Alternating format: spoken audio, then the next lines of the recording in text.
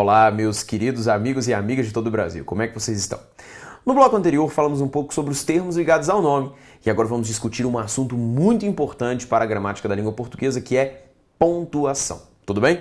Vamos à tela por gentileza. O assunto é pontuação no período simples. Amigos, cabe ressaltar o seguinte: dois pontos importantes. Primeiro deles, a pontuação na língua portuguesa, ela existe por razões sintáticas e semânticas. Ela não existe por relações prosódicas.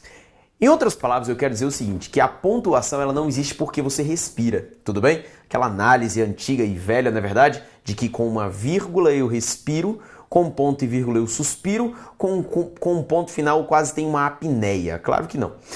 Na verdade, existe até um linguista que ele afirma o seguinte, que na língua portuguesa o sentimento entre o falante e a pontuação ele deveria ser contrário. Não é que eu respiro, coloco uma vírgula. É o contrário. Na verdade, funciona da seguinte maneira. Se o texto possui uma vírgula, eu tenho autorização para, durante a leitura, parar ali naquele ponto. Tudo bem? Então, na verdade, não sou eu que mando no texto. Não é a minha respiração que condiciona o emprego da pontuação. Na verdade, a pontuação do texto está lá por razões sintáticas e semânticas. E essa pontuação do texto me dá a liberdade, durante a leitura, de fazer ali alguma pausa. É o texto que me orienta e não eu que oriento o texto. Tudo bem?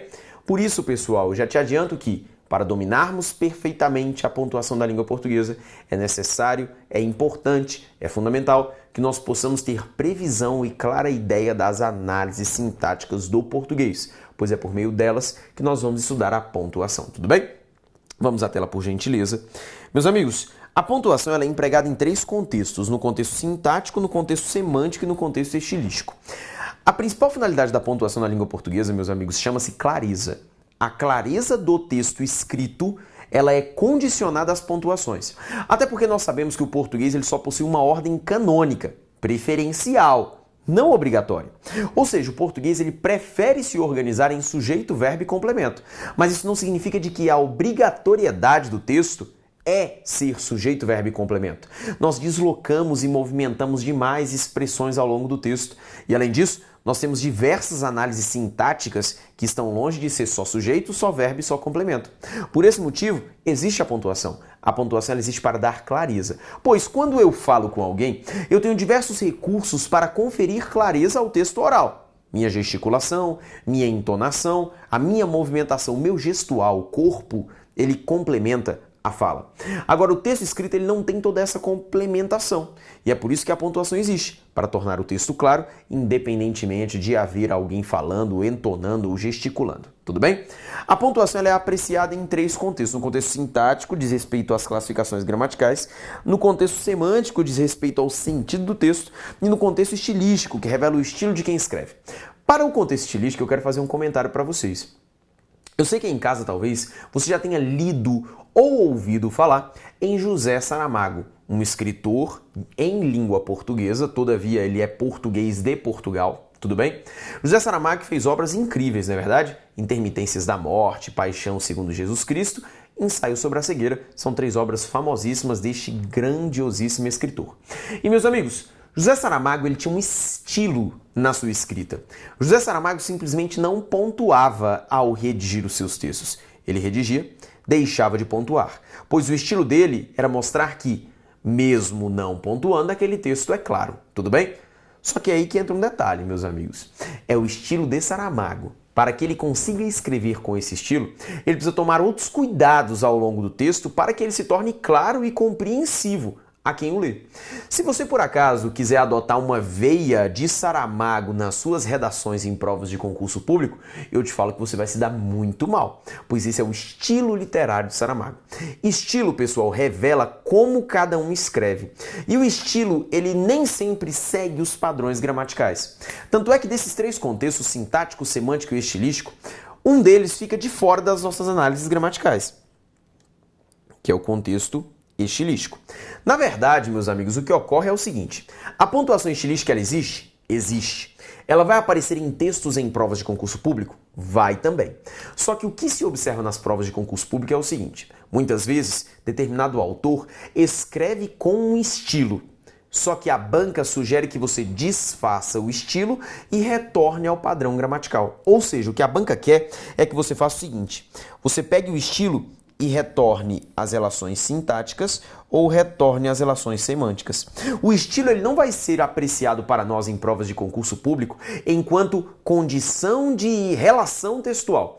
Ele não vai pedir para você empregar o estilo, mas ele vai pedir para você desfazer o estilo, ou seja, de repente um texto de Saramago está sem pontuações.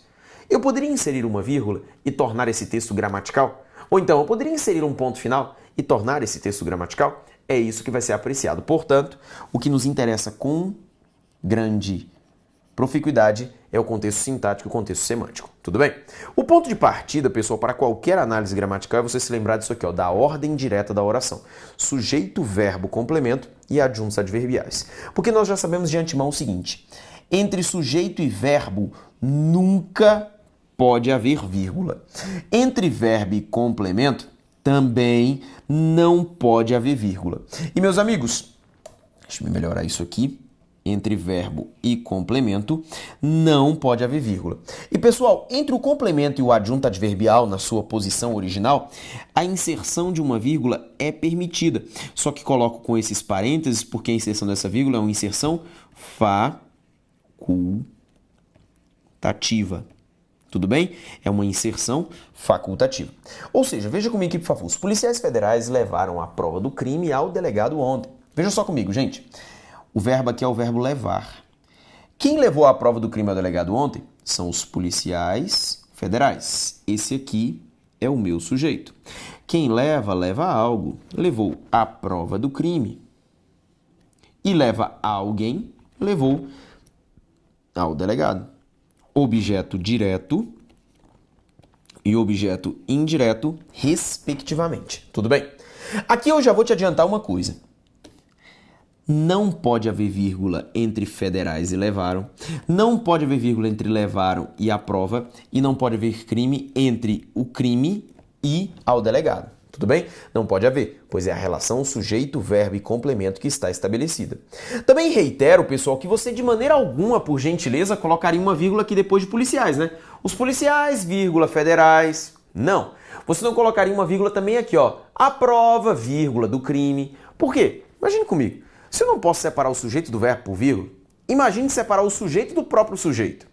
Se eu não posso separar o objeto direto do verbo por vírgula, imagine separar o objeto direto do próprio objeto. Tudo bem? Ou seja, perceba comigo. Quando eu falo os policiais federais, aqui eu tenho o núcleo. Federais adjunto adnominal. Os adjunto adnominal. Eu não separo o substantivo dos seus adjuntos adnominais. A prova do crime. Veja comigo, gente. Duas expressões correlacionadas ao substantivo prova, que são adjuntos adnominais ou complementos nominais, aquilo que se liga ao nome, esses aqui também eu não vou separar por vírgula. Ou seja, veja comigo aqui, por favor, no contexto sintático, minha prioridade é lembrar da ordem sujeito, verbo, complemento, adjuntos adverbiais. Em que não há vírgula entre sujeito e verbo, não há vírgula entre verbo e complemento, tudo bem? Também quero destacar para você o seguinte: não há vírgula entre substantivos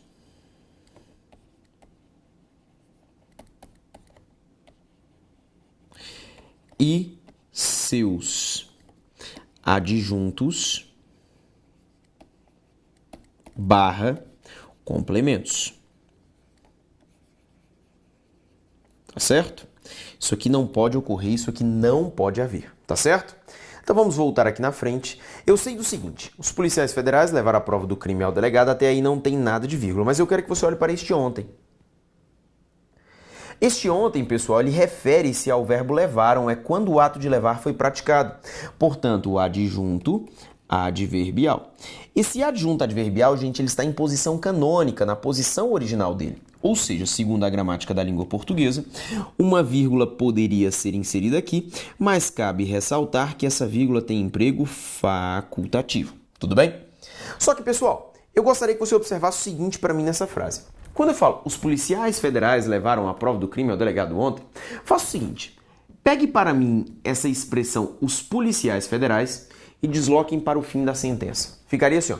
Levaram a prova do crime ao delegado ontem os policiais federais. É um deslocamento gramaticalmente permitido, todavia ele não é tão natural assim. Ele não é tão aceitável assim aos ouvidos. É permitido? É. Poxa, nós temos um hino nacional brasileiro cheio de hipérbatos. O que são os hipérbatos? São as inversões sintáticas. É permitido? É. É natural? Não. Pegue para mim esse a prova do crime e coloque aqui no início da sentença. A prova do crime, os policiais federais levaram ao delegado ontem. É permitido? É. É natural? Não. Mas agora eu gostaria que você fizesse o seguinte. Pegue para mim este ontem e jogue lá no começo do texto. Assim, ó, ontem, os policiais federais levaram a prova do crime ao delegado. Veja que é deslocável e é natural. Pegue para mim este ontem e coloque aqui, ó. Os policiais federais ontem levaram a prova do crime ao delegado. Perceba, deslocável, natural. Os policiais federais levaram a prova do crime ontem ao delegado. Deslocável e natural. Tudo isso para te mostrar o seguinte, pessoal, que o adjunto adverbial ele tem uma propriedade. Veja só, ele consegue com facilidade se deslocar pela sentença. Ele consegue com facilidade se deslocar dentro da sentença. E nesse deslocamento do adjunto adverbial, nós estudamos mais um ponto da pontuação. Ou seja, vem cá, quando eu falo da pontuação, eu também não posso me esquecer do caso dos chamados adjuntos adverbiais que estão deslocados. Adjuntos adverbiais que estão deslocados. Veja comigo aqui, por favor. Ontem, os policiais federais levaram a prova do crime ao delegado. Primeira percepção que eu quero que você tenha é de que a análise gramatical fundamental dessa sentença ela não foi alterada. Quem levaram? Os policiais federais. Esse aqui é o meu sujeito. Quem leva, leva algo e leva algo a alguém. Levou a prova do crime, que é o objeto direto, ao delegado, que é o objeto indireto. Tudo bem? E veja para mim que a análise sintática ela não mudou. O que mudou foi só isso aqui, ó, que eles levaram quando? Ontem. Esse ontem continua sendo um adjunto adverbial da língua portuguesa. Todavia, ele é um adjunto adverbial que agora está deslocado. Tudo bem? Ele é um adjunto adverbial que está deslocado. Quando a gente fala dos adjuntos adverbiais deslocados, meus amigos, a gente ainda precisa avaliar um outro detalhe, que diz respeito à extensão desse adjunto adverbial, ao tamanho desse adjunto adverbial. Veja comigo, por favor, aqui. Os adjuntos adverbiais deslocados, eles devem ser avaliados enquanto tamanho. Se eles são adjuntos adverbiais curtos ou se eles são adjuntos adverbiais longos. Para os nossos critérios em provas de concurso público, classificamos da seguinte maneira. Curto é quando ele possui até 2 palavras. E o longo é quando ele possui 3 ou mais palavras. Tudo bem? No caso em tela aqui, ontem é um adjunto adverbial deslocado curto. Beleza? E a gramática da língua portuguesa nos diz o seguinte, que se o adjunto adverbial estiver deslocado e for curto, o emprego da pontuação e da vírgula é facultativo. Tudo bem? Facultativo. Vejamos comigo aqui então, por favor. Eu poderia, portanto, inserir uma vírgula bem aqui, ó, após o vocábulo ontem. Só que cabe reiterar que essa vírgula possui caráter facultativo. Tudo bem? Olha o que eu fiz no exemplo 3. No exemplo 3, eu peguei o mesmo ontem e desloquei novamente. Só que desloquei agora para o interior da sentença e vejamos o que ocorre. Primeiro passo é que você perceba que a análise sintática fundamental da sentença não é alterada. O verbo é o verbo levaram, quem levaram foram os policiais federais. Esse aqui não deixa de ser o meu sujeito. Quem leva continua levando algo a alguém e levou a prova do crime, que é o objeto direto, ao delegado, que é o objeto indireto. Mas perceba comigo o seguinte, eles levaram quando? Ontem. Não deixa de ser adjunto adverbial. Esse adjunto adverbial não deixa de estar deslocado. E mais, esse adjunto adverbial não deixa de ser curto. A gramática da língua portuguesa reza que o adjunto adverbial deslocado e curto tem vírgulas facultativas. Só que agora, pessoal, o detalhe é que, como está interno ao texto, eu não poderia simplesmente colocar uma vírgula aqui. Porque se eu colocasse essa vírgula aqui nessa posição, só essa vírgula, eu estaria fazendo algo pior, que é separando o sujeito do verbo com vírgula. E eu não posso fazer essa separação. Por isso que veja comigo a tela, por gentileza. Olha só e guarde essa informação. Uma vírgula separa, duas vírgulas intercalam. Aqui nesse meu texto, pessoal, a finalidade, quando eu coloco o ontem entre o sujeito e o verbo, é uma finalidade intercalativa, tudo bem? Portanto, meus amigos, veja que eu não posso colocar só uma vírgula, eu tenho que colocar quantas vírgulas? Duas vírgulas. E as duas vírgulas, veja só comigo e me acompanhe, as duas vírgulas são facultativas. Ora, portanto, ou eu insiro as duas vírgulas ou eu retiro as duas vírgulas. Eu não posso, neste caso, fazer uma vírgula e deixar de empregar a outra. Ou as duas ou sem as duas, tudo bem? Lembre-se, portanto, disso aqui, ó. Uma vírgula separa, duas vírgulas intercalam. Até porque a leitura do meu texto não deixa de ser: os policiais federais, salto, levaram a prova do crime ao delegado. Eu tenho de fazer essa intercalação. Cabe comentar, meus amigos, que de repente você aí na sua casa já estudou língua portuguesa e ouviu falar o seguinte, que uma vírgula separa e duas isolam. Cuidado com essa palavra isolar. Por quê?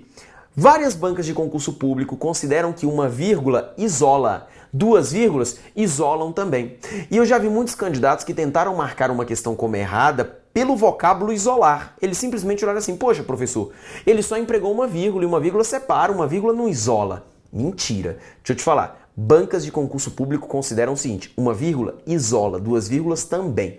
Logo, a palavra isolar não é motivo para a marcação de um item como errado. Por isso que eu não uso a palavra isolar. Acompanhe comigo novamente. Uma vírgula separa, duas vírgulas intercalam. Mas se fosse fazer uma leitura dentro de uma prova de concurso público, eu posso falar que uma vírgula separa e isola. Ou então que duas vírgulas intercalam e isolam. Ou seja, não use a palavra isolar como traço distintivo para marcar o item como certo ou errado, pelo amor de Jesus Cristo. Vamos comigo à tela mais uma vez. O CESP já fez isso milhares de vezes, já pegou inúmeros candidatos nessa condição. Também cabe lembrar a vocês, meus amigos, que essa vírgula, quando com propriedades intercalativas, elas podem ser substituídas por dois travessões ou elas podem ser substituídas também por dois parênteses. São pontuações gramaticalmente equivalentes. Então, olha só, quando eu falo da intercalação, essa intercalação pode ser feita por duas vírgulas, essa intercalação pode ser feita por dois travessões e essa intercalação pode ser feita por dois parênteses. São todos recursos permitidos. Lembrando que na circunstância do exemplo 3, é um uso facultativo, pois o adjunto adverbial deslocado é curto, tudo bem? Mas agora, vamos ver aqui esses três exemplos aqui apresentados. Perceba comigo, pessoal, que a frase é basicamente a mesma. Quem levaram foram os policiais federais, que não deixa de ser sujeito. Quem leva, leva algo e leva algo a alguém. Levaram a prova do crime, que é o objeto direto, ao delegado, que é o objeto indireto. Só que perceba agora que eu fiz uma leve mudança na frase. Meus amigos, os policiais federais levaram, mas levaram quando? Na madrugada de quinta.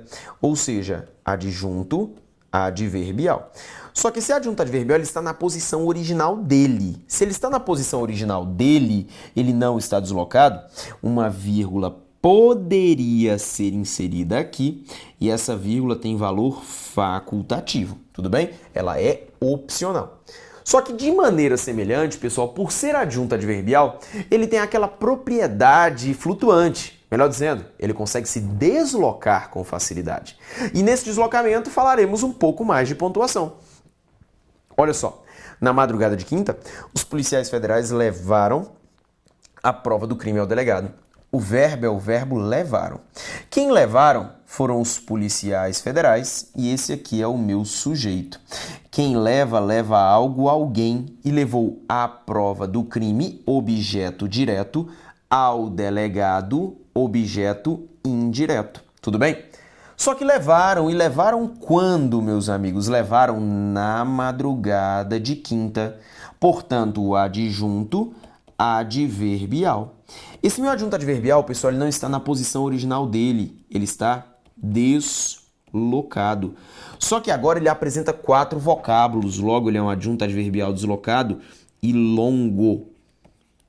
A gramática da língua portuguesa reza o seguinte, que se um adjunto adverbial está deslocado e é longo, o emprego da vírgula não é mais facultativo, passa a ser um emprego obrigatório.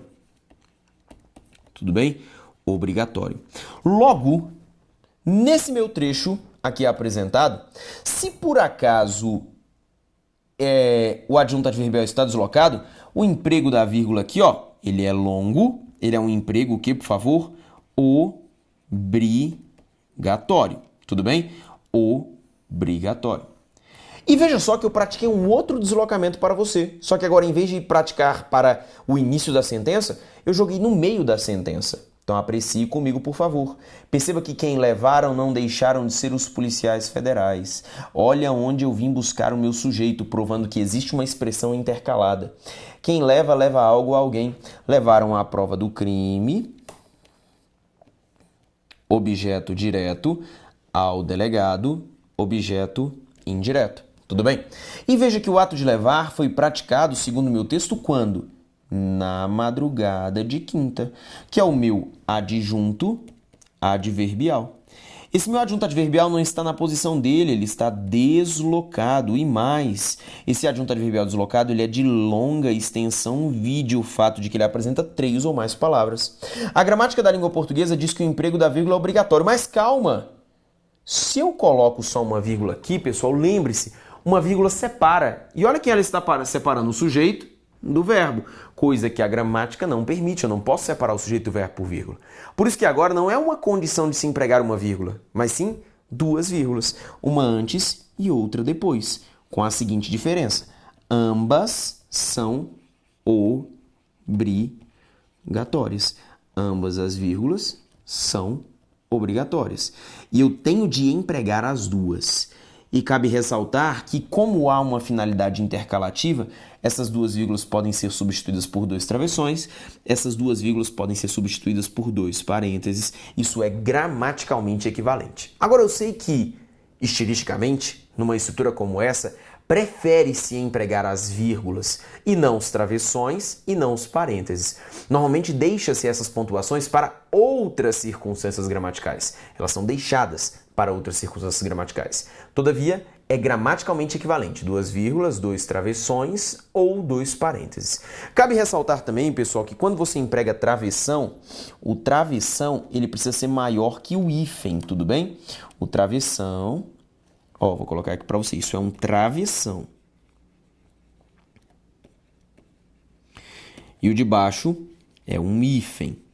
Tudo bem? Se você está redigindo uma redação e por acaso você faz um travessão bem pequenininho, semelhante a um hífen, você é apenado por esse uso indevido. Tudo bem?